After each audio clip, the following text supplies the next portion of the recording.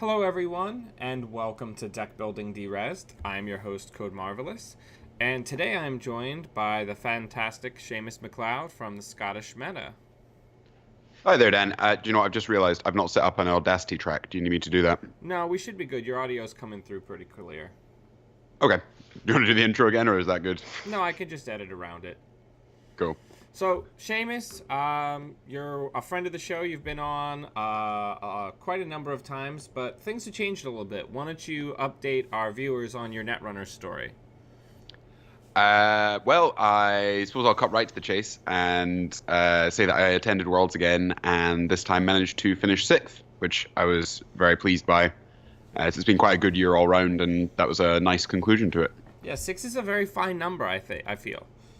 I mean, I'm probably more happy with sixth than I would be with first, to be honest. I don't know if that's necessarily true. Let's not oversell it. But Seamus, you also in between the last time I had you on the show and now, you've also started making content yourself. Isn't that correct? Yeah, that is. Rob and I, both based in Edinburgh, do the Theophilus Bagpiper podcast, where basically just talk about Netrunner, but try and sort of have a theme or topic that we want to tackle with each episode, rather than, going through new cards or just recounting prior tournaments, although we have talked about that as well. Sure. So, talk to me a little bit about how you came to, what was like for setting up for Team Greater United Kingdom, and what kind of led everybody to this particular deck? So the origin of the deck lies with David Hoyland. He built a similar shell for a regional that we were at in July, I think. And I think it went undefeated. He killed me with a contract killer. So that was an amusing end to that game in the cut. We were a bit of a loss for Corpse after rotation. There's a good number of us who don't like CI, which was sort of, the obvious ID to be fast advancing out of, and also had probably the strongest, at least some of the strongest kill deck options. So we were looking at, ways we could continue to score behind ice, because we are all fair people. And I tried making news decks, switched it into sync, and it was okay until everyone put misdirection in their decks, and then it became quite bad. Yeah. So I spoke to Hoyland, and he and Mark Mottram had been working on a new version of Hydra, which is this deck. And I got the list, and we started tinkering and messing around. And eventually ended up with this, sort of with contributions from the three of us and other people practicing the deck as well. Nice.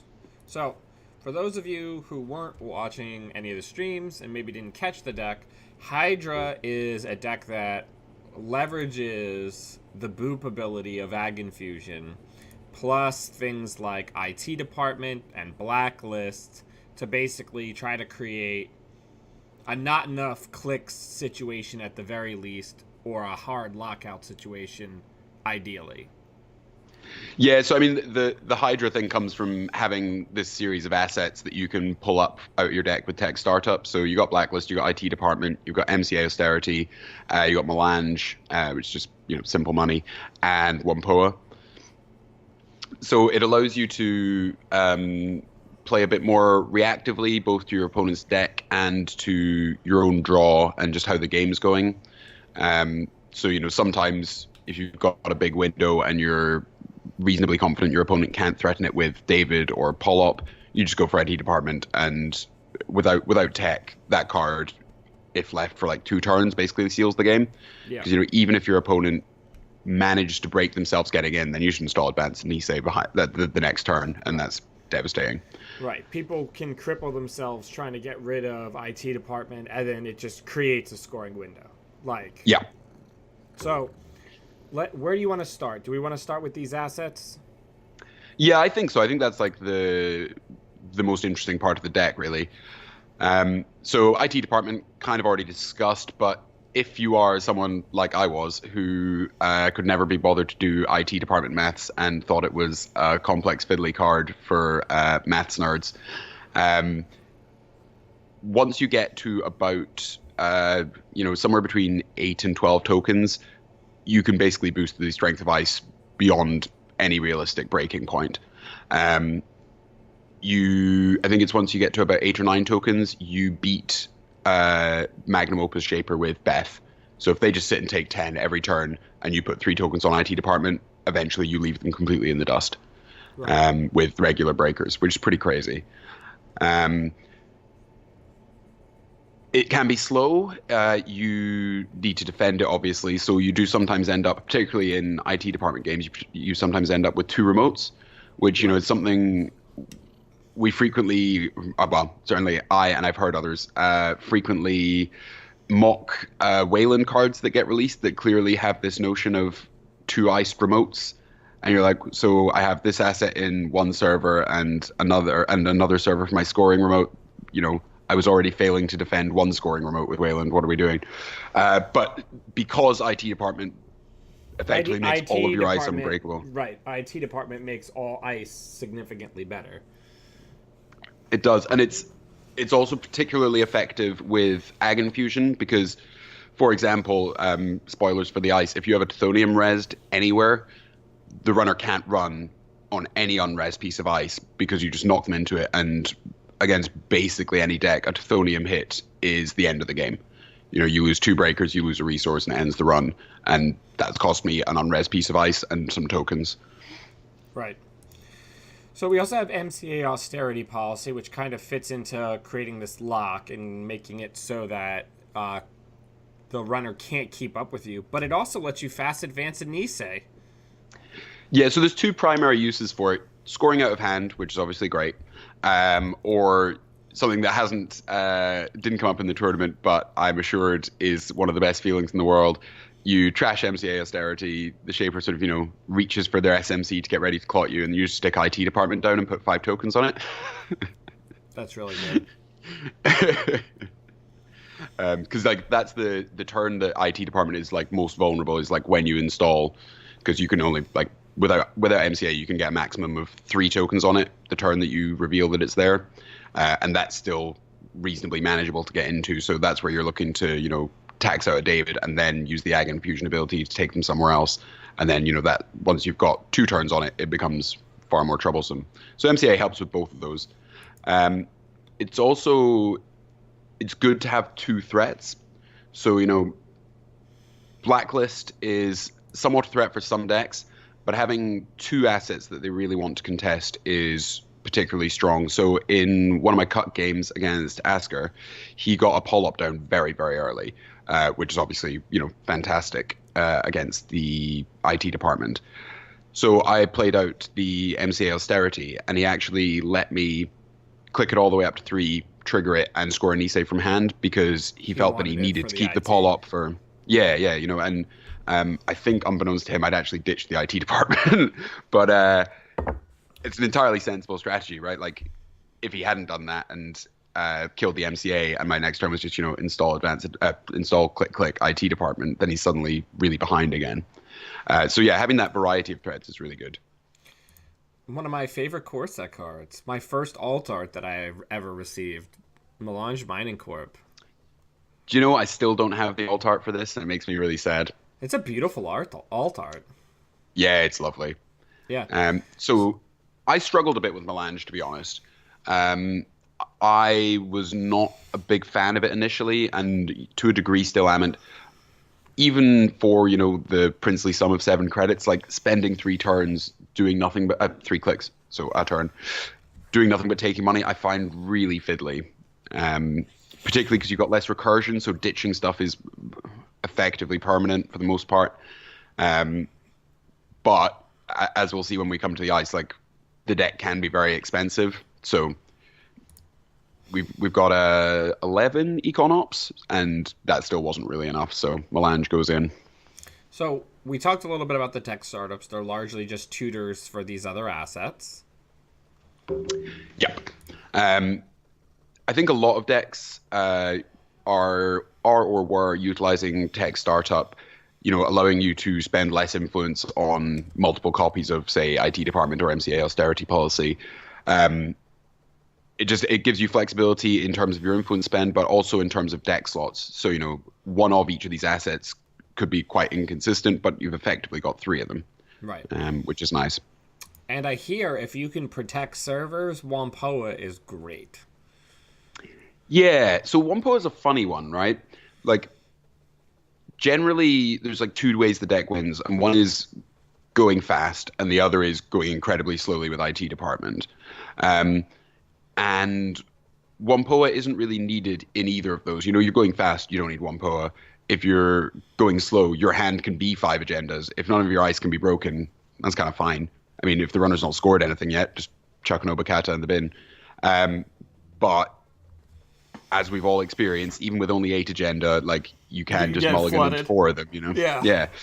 So, and you can tutor with this with tech startup. So, you just get like a tech startup behind like a vanilla or something, and the runner can't get in turn 1, and you suddenly bought them 2 agendas, which goes a huge way to fixing your hand. Yep. So we have 3 Marcus Baddies, which is just a fine card for fine people. I love Batty, man. Batty is good for what ails you when you're playing Jinteki. Yeah, it's funny how quickly we've got used to just playing Batty when, for so long we were reliant on Caprice. But yeah, he's a good lad. Why just end the run when you can ruin the game, the runner's board state? That's the real secret sauce. But if we're gonna talk about like spicy sauce, let's talk about the spiciest include in this deck, the Navi Mumbai City Grid. So this is probably one of my favorite cards in Netrunner. I think I maybe chose it for my card of the cycle when we did pack review thing.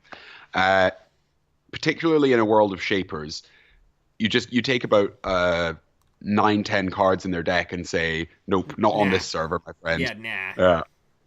And people are so expecting Batty that you can get some really weird hits with it.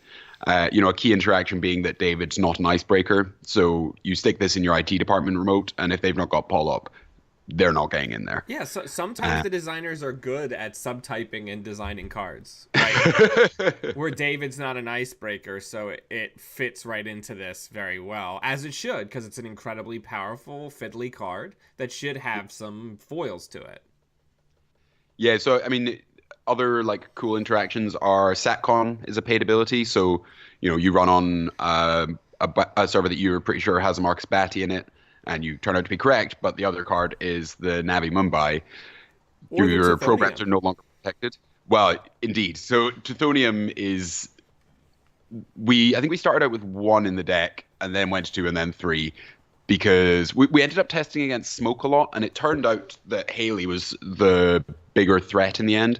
But against Smoke, Batty Teuthonium is just insane because you can kill their net marker with the last sub, and that leaves them in a real bad situation. Yeah, and a lot of shapers are being like, I can run whatever because I got SatCon, and then you're like, no, you don't actually have SatCon. Well, you're sitting at your board state, looking at your board state, and you've got like a David down, an SMC, a clone chip, and 2 SatCons. You're like, well, nothing can touch me. This little card can. Yeah, this one card says no shaper bullshit. It's like a fun police card. Like, but yeah, so that's kind of the asset and upgrades. We've got some more kind of basic stuff as far as ops, not things that are necessarily surprising. We have Celeb Gift. We have Hedge Fund. You mentioned a lot of times that the deck wants to go fast, so there's a 1 of Fast Track. I imagine that's to fetch like a Nisei. Yeah, almost always. So generally when you're having to go fast, it's because you're against a good Haley deck that gets set up quickly. Because in the long game, particularly if they have pull up, we found you lose that. However, we'll talk about the ice in a second. You do have options for going faster than they can get some of their more expensive breakers out. And if you get a Nisei, then fast track for the second Nisei is frequently, you up to 4 and you keep 1 of your Nisei tokens. Pretty good. Now, you mentioned, with IT department and some of these other assets, a lot of times you're just outpacing them entirely, which is, I imagine, why you don't necessarily have a lot of cares about playing something like medical research fundraiser, because if you're strongly ahead, what's $3 for the runner? I mean, ideally you wouldn't play this card, right? But there isn't. We couldn't find a better econ option. So I looked at including Maryland campaigns, which are really nice for the long game because they recur back into your deck, and it's a reasonable return on them as well. And it's also a shuffle. The problem is, yeah. So that can be good, or it can be somewhat bad. If you've put 2 agendas that you never want to score at the bottom with 1 POA. But the shuffle's fine. The problem is Maryland campaign doesn't say, all right, it's turn 1 and you can't run anywhere because I can now res a DNA tracker, which is like just a huge part of giving you breathing room. Not actually resing the DNA tracker, but just saying, like, seriously, don't run on my service just now. And medical research allows you to do that. Yep. So yeah, let's talk about the ice. You have a single Chiashi, which is a fine card. It's just such a fine piece of red ice that's really, really good against the turtle and a lot of other things. Yeah, I think it's one of the most like irrationally pleasing interactions in Netrunner. Like, I don't think Chiashi's like a bustedly good card, but just the feeling of milling 6 off the top runner's stack feels really nice to me. I don't know if it's actually that good. Sometimes it is. It feels great. But, yeah, it feels fantastic. So we have a card that really makes the deck go. We have Tithonium, and man, what an ice! Yep. In the long Wayland legacy of other factions being able to use their cards more effectively. I have actually used this in Wayland to reasonable success as well. But yeah, it's absolutely disgusting here. So obviously you've got what you look for in a Batty target. So trashing programs with Batty is good. You kill like their barrier breaker. I mean, ideally it's not paperclip, but maybe you've got a blacklist. Then you get 2 more program trashes, a resource trash, and an end the run. That's crazy subs. It's like game ending. Yeah, it really can be. So against Haley, less so, just because you've got so many different tools in those decks. But I don't know if you experienced the same thing. We thought there would be more smoke at Worlds than there ended up being. We thought it would be more smoke, some Haley, and it turned out to be just tons and tons of Haley. Haley's great. Haley's really good, yeah. And I switched from smoke to Haley at literally the last minute. It's okay. I'll still let you be a guest on the show. But yeah, no, it's Tithonium is a nightmarish piece of ice. I was actually playing it in a Blue Sun standoff deck because then I get it for freezies and then I can pick it up for a gain of $9 and move it around. That's pretty fun. Yeah, it's not good, but it's fun. Well, I knew that when you said Sun. Yeah. So we've got vanilla. It's really good. Yeah, doesn't impact your econ at all, and it says, please go get a breaker that I can trash. Right. It's also nice to have like another end the run barrier, because with blacklist, like the most common discard is paperclip. I was even seeing that just smoke decks just chucking the paperclip, and you're like, well, now I res blacklist and IT department, and the game's over. Yeah, it's like, are you gonna break Chiashi with Divey? That doesn't seem good. Or vanilla with Divey also feels bad. Oh yeah, that's really bad as well. Ugh. Yeah. So DNA Tractor and Ag Infusion are like best friends. What a fantastic piece of ice! It's very taxing for basically everyone. Yeah. I mean, and chewing up, even if they have a David, chewing up a whole David for 1 piece of ice feels really good as the corp. Yeah, and you've got enough high strength ice that unless it's a really important run, Haley decks pretty much have to save their Davids and use Gordian for DNA tracker. So that's like the one thing in your deck that like really taxes them on money, which is kind of a weak spot for a lot of Haley decks. Like, their strength is not their econ for the most part. I found the most like efficient way of beating Haley being just repeatedly bouncing them into a DNA tracker. Like, get one resed early, and just every time they run, they've got to break a DNA tracker as well, and then that'll like open up windows on the remote for you. Sure.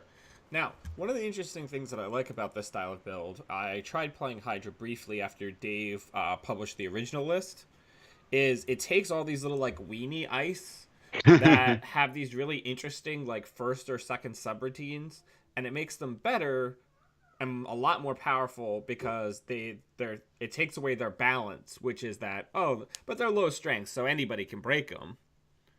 But then suddenly, if you're throwing IT department counters on Enigma and they're losing a click and not getting in, that feels bad.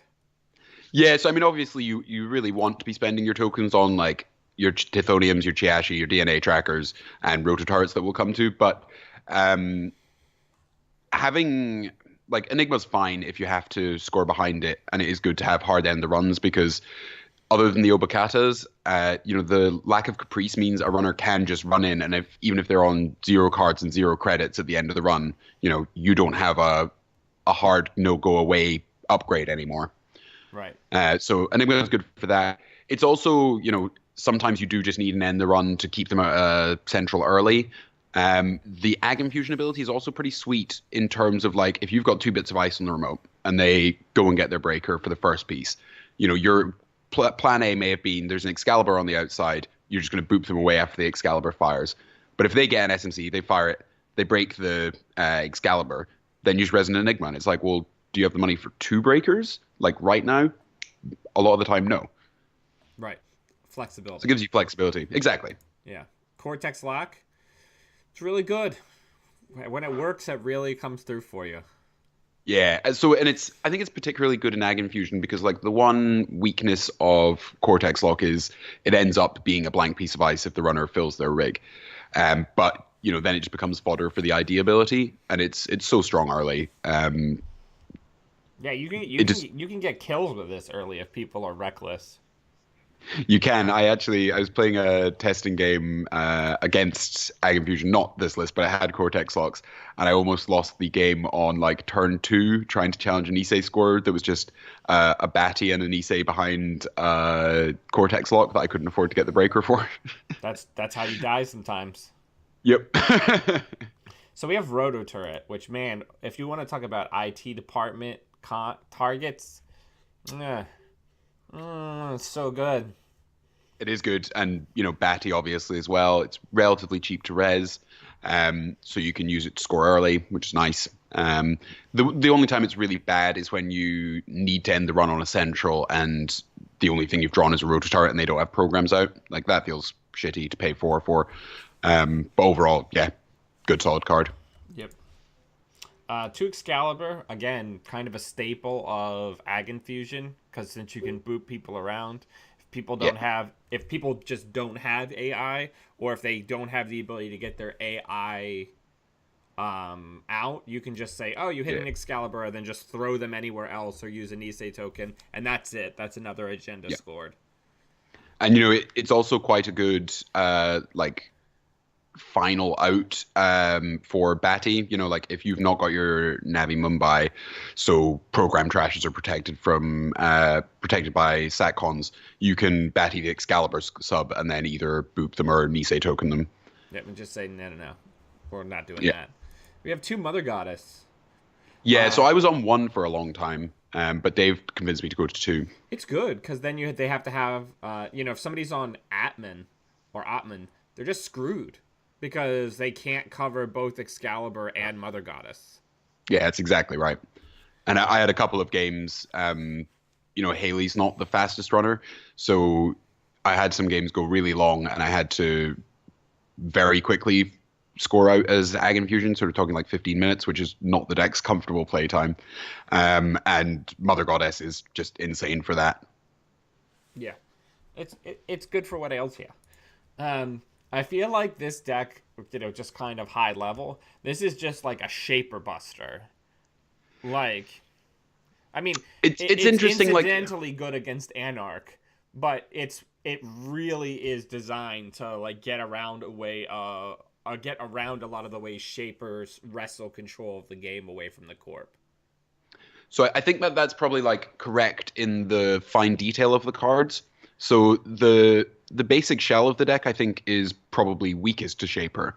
But we recognized that very early on, and so all of the little tweaks, all of the little tricks are for the most part, aiming to hit shapers where they're weakest, or try and ameliorate their strengths against the deck. Sure. I would say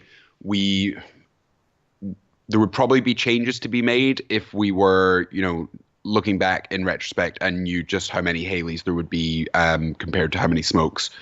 We ended up testing against Smoke a lot, and either implicitly or explicitly called that to be the most common matchup we'd face, and it wasn't really.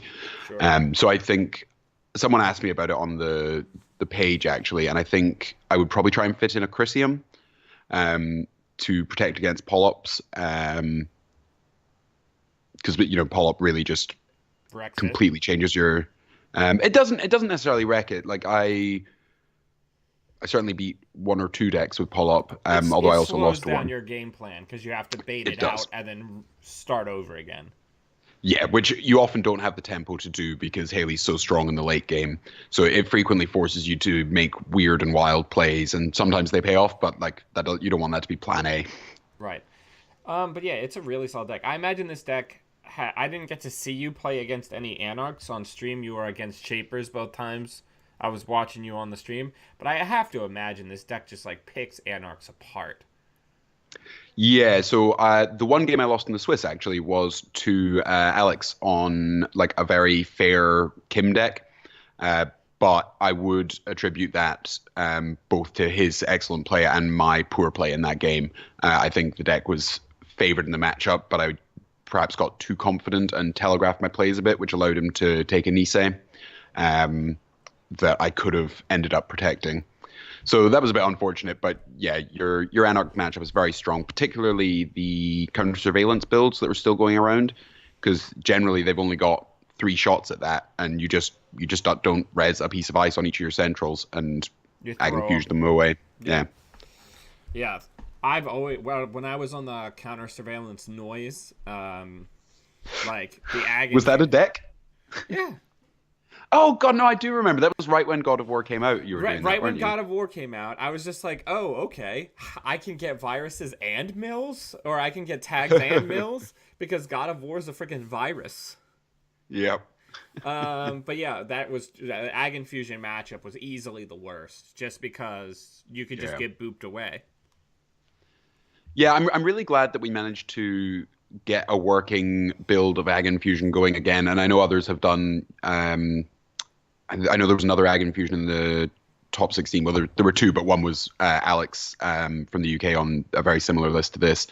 But I think it's a really fun ID, and it does something that tickles the same part of me as Argus and Wayland Rush decks did, which is the granularity of the ice really matters. Sure. The placement, the type, the upgrades that are supporting it. It really, when things go well, it can really focus things in on the remote again, and you're like, well, you can get an answer to Excalibur, but then there's DNA tracker behind it, which is going to drain your money, and then I'm going to bounce you away. And so unless you have Scavenge, Stim Hack, Gamble in your hand, you're not getting in. Oh wait, I've got an Obokata in my hand, so even if you do have those, if you play those, you can't steal it. Right. It's those it's really very tiny flexible. decisions. It's very resilient. Yeah. But yeah, this is the deck. It looks good. We're going to jump in and do the test run next. Before we say goodbye, I want to say thank you, Seamus, very much for coming on the channel. And would you mind letting our viewers know where they can find your fine podcast? Oh, crap. I'm always terrible at this. Yes, we are at theophiliusbagpiper.wordpress.com, and we're on iTunes, and we post on Reddit and the StimHack forums when there's new episodes up. So you can find us there. All right. Thank you very much. And until we see all of you fine people again, always be running.